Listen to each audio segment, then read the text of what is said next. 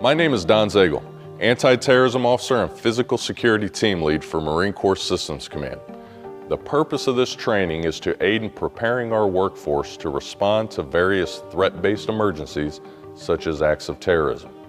As a dispersed command with facilities aboard Marine Corps Base Quantico and off-site locations, it is important to understand how to properly respond to an emergency or threat-based event. In this video, we'll cover suspicious awareness reporting, active shooter response, bomb threat response, evacuation, and crime prevention. As we move into these topics, think about how you can apply this information where you work or visit and throughout your daily life.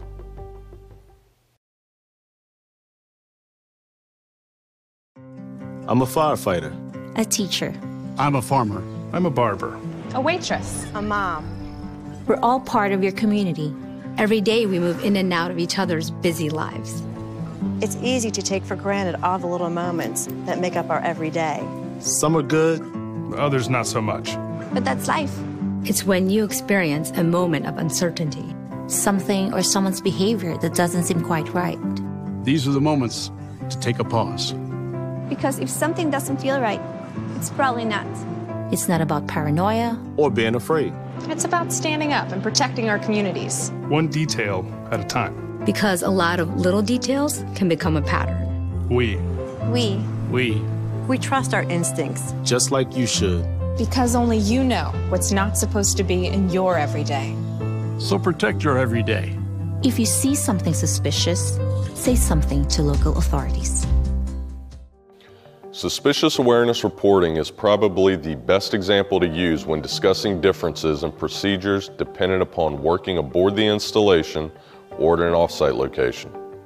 For suspicious activity aboard Marine Corps Base Quantico, you can report by telephone at 703-432-EYES or online at www.usmceagleeyes.org. A Quantico Provost Marshal Officer will respond. The Provost Marshal's Office will not respond to suspicious activity at our off-site locations. To report suspicious activity at or around our off-site locations, call 877-4VA-TIPS or visit online at www.vsp.state.va.us. The Stafford County Sheriff's Department will respond. Employees can also download a mobile app which can be found on the Virginia State Police Fusion Center website. In all cases, it is important that you notify the command or building security staff after you have made your report to law enforcement. This gives law enforcement more time to respond and allows less time for the threat to occur or a suspect to get into position or get away. If you contact the security staff first, you will be asked to remain in place to make an official report to law enforcement. If it is important enough to report to security, then it is important enough to report directly to law enforcement. If you witness an emergency or suspicious activity becomes an emergency, you should immediately call 911. If you call 911 from the installation, be sure to notify the dispatcher that you are aboard Marine Corps Base Quantico to facilitate the fastest possible response time.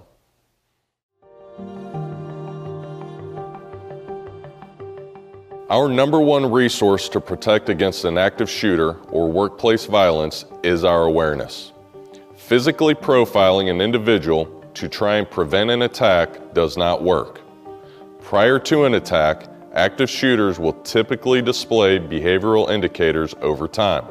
These indicators can start with behavioral concerns or threatening behaviors. Some examples of these indicators include a noticeable decrease in attention to appearance and hygiene, depression or withdrawal, resistance and overreaction to changes in policy and procedures, repeated absenteeism or violations of company policy, explosive outbursts of anger or rage without provocation, suicidal tendencies or comments about putting things in order, paranoid behavior or expressions like "everybody is against me," escalation of domestic problems into the workplace or talk of severe financial problems, and empathy with individuals committing violence. If these behaviors are not recognized or treated properly, they can escalate to physical injury or death. To report an individual you believe is displaying behavioral indicators, contact the Assistant Chief of Staff, G2, the Anti-Terrorism Officer, or the Anti-Terrorism Representative. This next video will help you understand how to respond during an active shooter incident. Remember, run, hide, fight.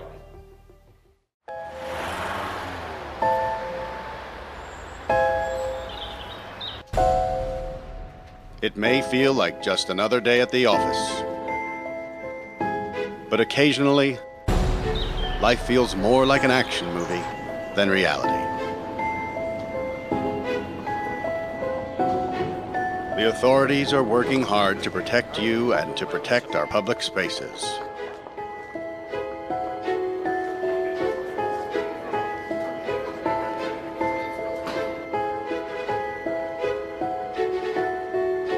But sometimes bad people do bad things. Their motivations are different. The warning signs may vary, but the devastating effects are the same. And unfortunately, you need to be prepared for the worst.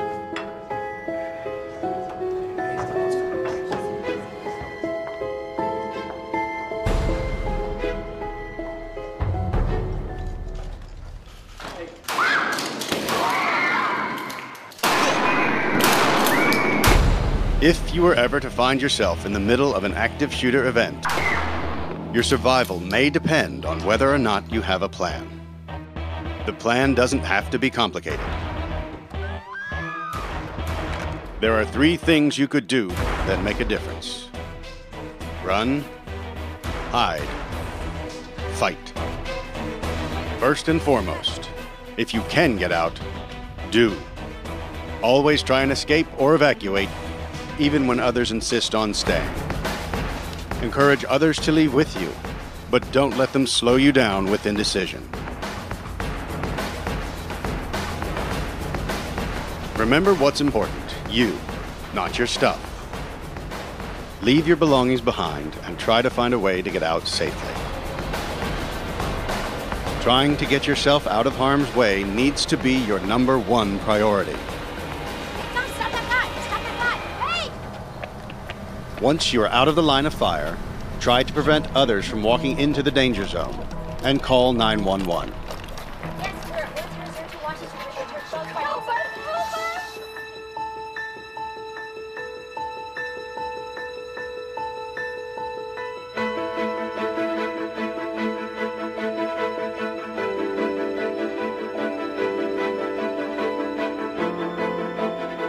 If you can't get out safely, you need to find a place to hide.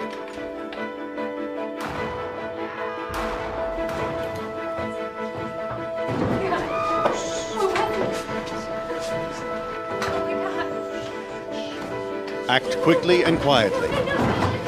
Try to secure your hiding place the best you can. Turn out lights, and if possible, remember to lock doors. Silence your ringer and vibration mode on your cell phone. And if you can't find a safe room or closet, try to conceal yourself behind large objects that may protect you. Do your best to remain quiet and calm.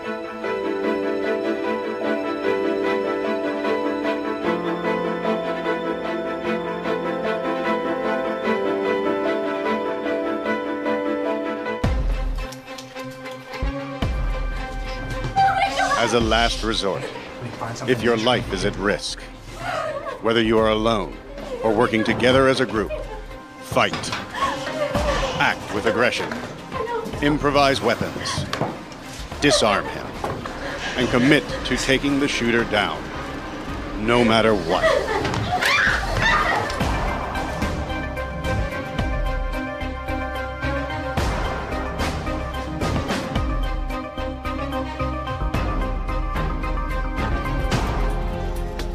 try to be aware of your environment.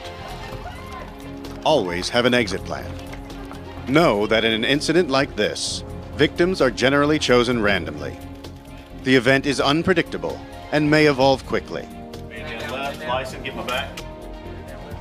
The first responders on the scene are not there to evacuate or tend to the injured. They are well trained and are there to stop the shooter.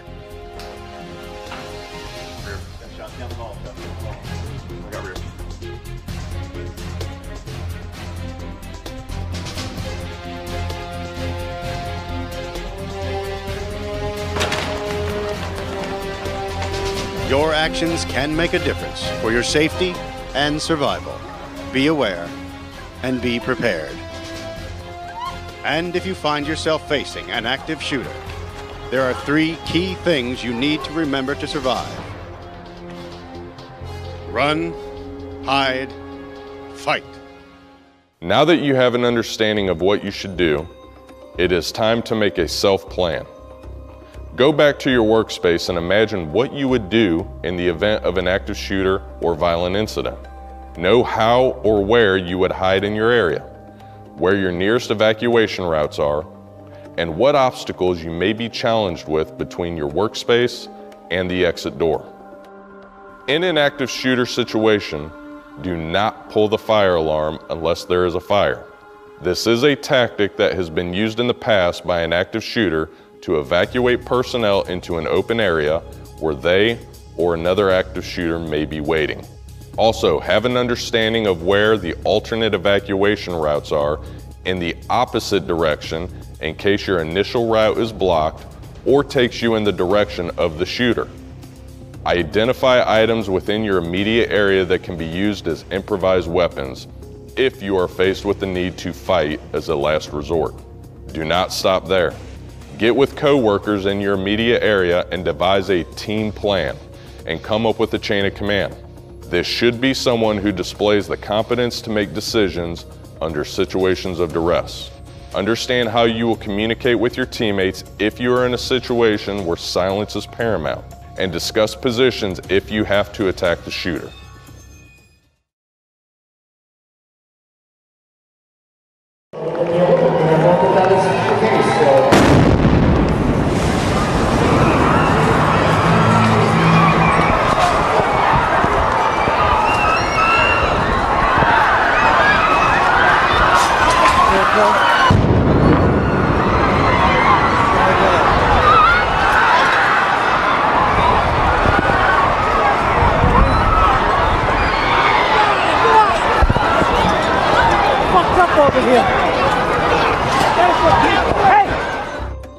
If you are in a situation where an explosion occurs inside the facility, immediately evacuate. This explosion will likely result in a fire, structural damage, or something else that makes the facility unsafe. If an explosion occurs outside of your facility, you should shelter in place to try to minimize your exposure to potential secondary explosions or any possible airborne contaminants, shrapnel, and other flying debris. Because the effects of an explosion can impact a wide area in a short period of time, you may be faced with a situation in which you have to make a judgment call to evacuate or shelter in place. If at any point during a shelter in place you feel that your space or area is contaminated, you should evacuate.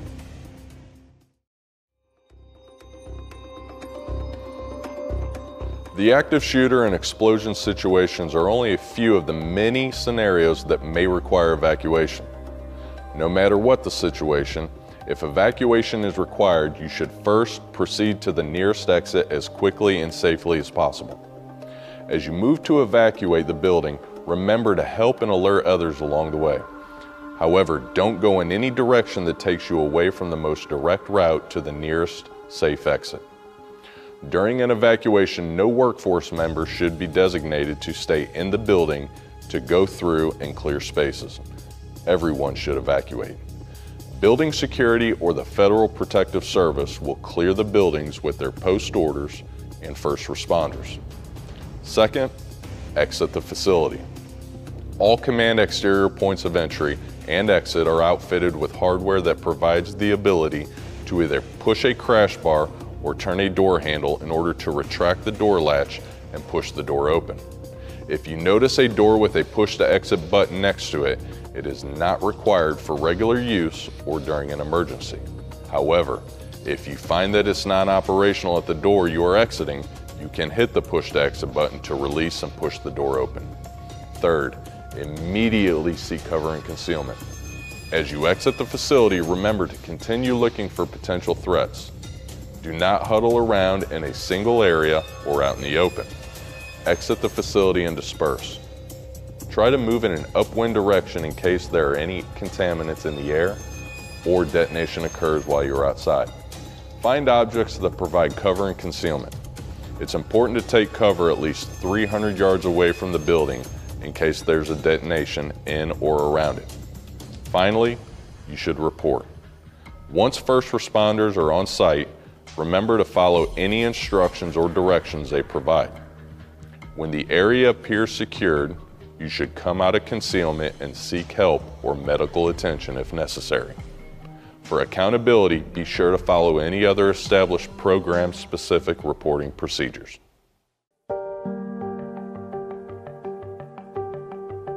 Whether it is the threat of theft, assault, or some other type of criminal activity, it is important that we all execute crime prevention methods to supplement our vigilance and awareness and maintain a positive security posture. Here are a few examples of how this can be done. When you park your car, ensure any valuables and personally identifiable information, such as identification, mail, or pictures, are placed out of view. Roll up all windows and lock all doors. If you arrive to work when it is dark, try to park in a well-lit area closest to your point of entry. Use the buddy system to walk with others, or wait until there are other personnel around who can see you, hear you, and help you report any issues to authorities. You can also make a phone call while you walk, so that the person on the other end can hear the situation and report if needed. All personnel are required to swipe their access badge to validate and record their entry, and piggybacking through the door without swiping is not allowed. When you access the facility, ensure the door is completely closed behind you by visual inspection or giving it a slight tug. If you observe somebody who does not have authorized access, attempt to escort them to the nearest visitor control center. If that is not possible, deny them access and report the event to the nearest visitor control center. Many of us have personal items with monetary or sentimental value at our desks. Take these items with you or secure them in your desk while you are away, especially purses and wallets. The same goes for PII. Keep your personal bills and calendars out of plain sight. Also, don't leave your CAC unattended. Pulling your CAC will not only prevent your ID from being lost or stolen, it will also prevent compromise of information left visible or accessible on your computer. At the end of your workday, you can follow many of the same procedures as you did when you arrived. Pull your CAC, check your desk one last time to make sure it is secured, visually inspect your space, and make a mental note of the condition prior to departing. Don't forget to close and lock any windows you may have opened, and ensure the door completely closes and secures behind you. Lastly, it is always a good idea to change your patterns. Choosing a different parking spot or point of entry can help keep someone else from learning your routines. We have covered a lot of information to increase your awareness and give you a better understanding of how to be more prepared and respond if a threat-based event occurs. If you have any questions or concerns regarding this information, or would like assistance in assessing your immediate work area to create a self or team plan, contact the security team. To access the desktop procedures for much of the information we have covered, please visit the Assistant Chief of Staff G2 page on Viper. Click on the PhysSec AT button for the PhysSec AT team landing page.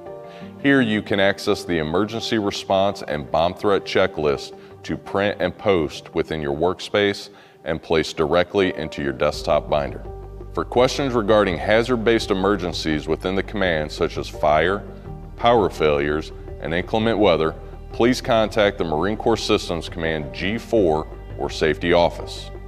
For questions regarding command reporting and accountability during or following any emergency, please contact your operations manager.